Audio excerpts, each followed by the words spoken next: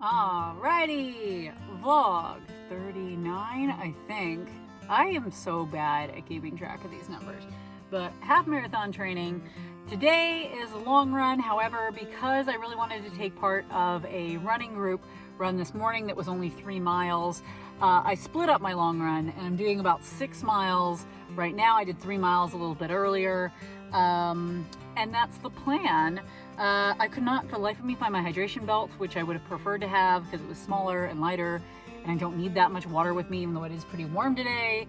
But I'm gonna do my hydration vest instead, which means I'll probably go ahead and check in with you, maybe along the route with the silly selfie stick. We will see. It is pretty warm today. We're up at around 70 degrees and sunny, and the sun is going, so hopefully I won't roast to death and die. But I am wearing my Saucony Endorphin Speed Pros. We're working on my flexibility today, but that's what I'm wearing today. I haven't put many miles on them. I think they only have like 6 miles total. I am also experimenting with some metatarsal pads because I think I finally figured out what the thing that I've been telling you feels like a neuropathy or a toe cramping, foot cramps.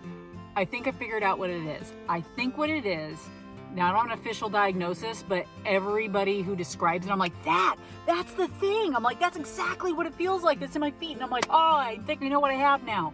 So there's a condition called Morton's neuroma, which is basically, and let's pretend my fingers are toes. So between each of your toes and up through your metatarsal joints, let's say these are your metatarsal joints right here. Between those, you have nerves that run through there, and one of them gets inflamed from just too much like impact and pressure and stuff being applied to it, especially if your shoes are too tight, which is partially why when my shoes are too tight it really kicks in.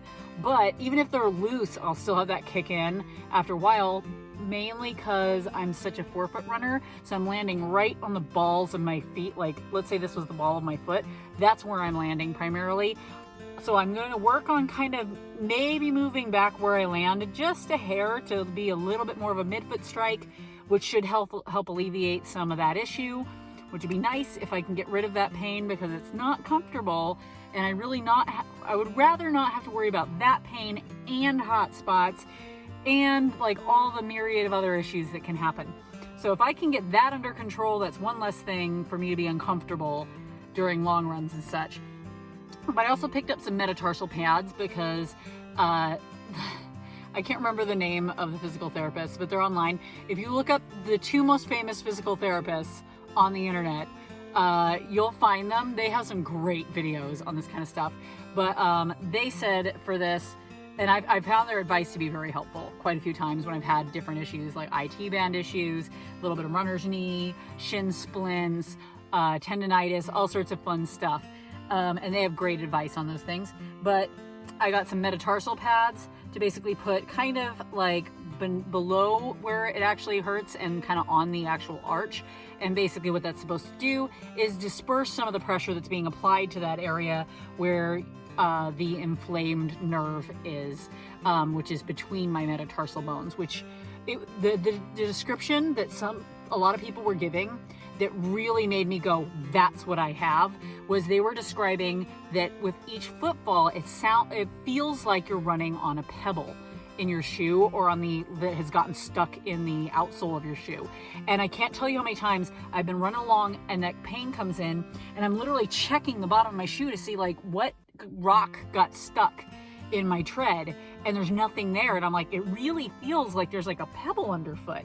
And a lot of other people described it as feeling like that, and I'm like, I'm pretty sure that's what I've got. It's in exactly that spot that it hurts that they're describing. Exactly the things that I know make it flare up is exactly what they're saying. I'm like, I think it's a safe bet at this point that I'm like, yeah, that's what I got. So I'm doing some experiments to see if we can help with that. But I got to get going on my run. It is hot today, and the sooner I get going, the better.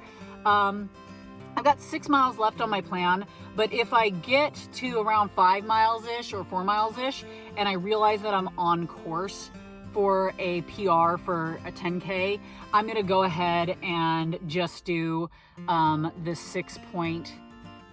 6.2 is a 10K? Yeah, 6.2. I wanted to say 6.1, but it's 6.2.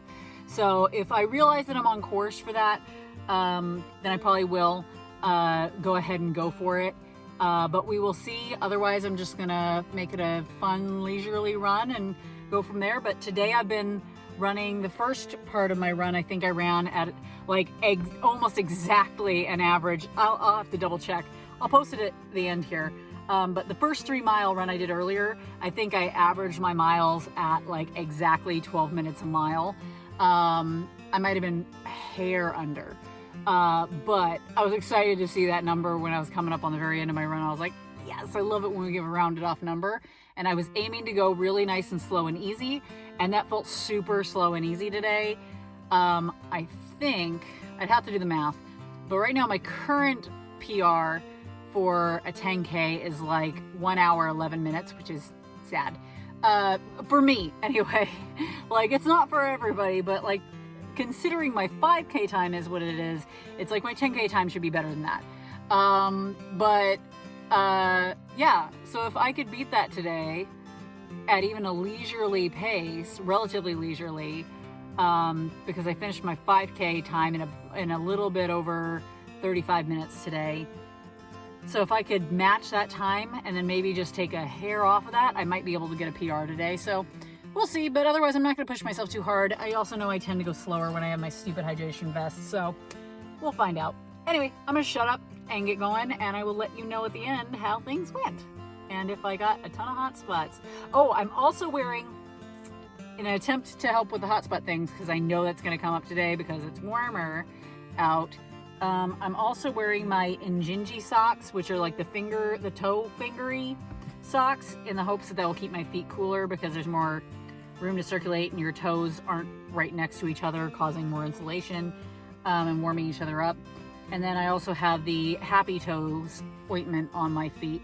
So we will see if that helps. I probably should have thrown some foot powder into my shoes as well, but I didn't think to do that. So it's too late now. Off we go, and I'll be back.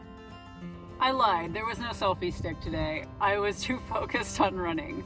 And I got a new PR, a new 10K PR, by a couple of minutes, actually. It was like 1 hour, 11 minutes, something seconds before, I can't remember. But now it is 1 hour, 7 minutes, and 45 seconds. So, sweet. I love getting a PR. These shoes treated me pretty good today. I only started getting a little bit of my neuroma issues in the last like mile and a half, 2 miles of the 6 something. Crap. I just realized I might not be able to count this PR. Oh well.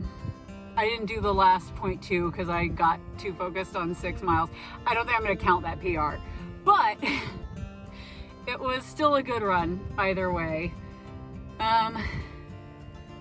Anyway, but and I think I just need to, if I reposition the little metatarsal doodads just a little bit, that it would not have been a problem. I think I just need to reposition it just a hair that way. We'll try these again in the future, but it did seem to help, and I didn't get hot spots today, so the Injinjis, what I call my frog socks, because I think they make me look like I got weird frog feet, but my Injinjis treated me well. No hot spots today with Happy Toes, so I might need to get myself some more Injinji socks. I hadn't been getting any of them. This is my only pair, but seeing as they seem to be treating my feet better in the hot weather than the Balegas are, and that's what the majority of my running socks are, these may need to be my new favorite socks, and I may need to start a collection of them. Darn it. Running socks are expensive, man. But I'm gonna wrap it up. I hope your running is going well, and you have a great day.